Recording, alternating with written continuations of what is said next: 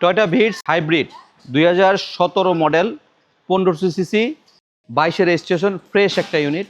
ভিটসের back পার্টটা কিন্তু খুব সুন্দর এবং পিছের ব্যাক ট্রাঙ্কে খুলে enough space.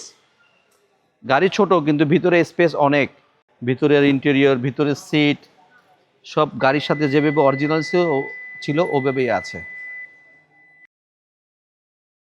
Toyota Vitz hybrid 2017 model, 1500 CC, 22-এর রেজিস্ট্রেশন, ফ্রেশ একটা ইউনিট।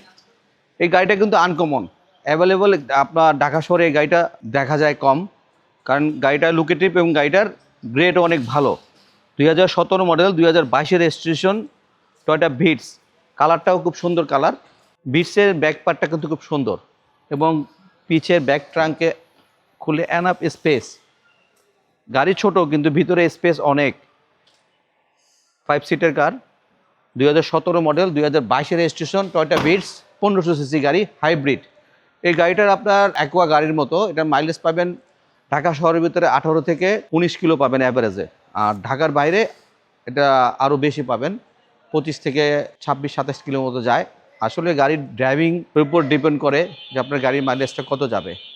রাইট সাইড থেকে যদি আমরা দেখি, পিছনের রাইট সাইড, ভিতরের ইন্টেরিয়র, ভিতরের সিট সব গাড়ির সাথে যেভাবে অরিজিনাল ছিল ওভাবেই আছে।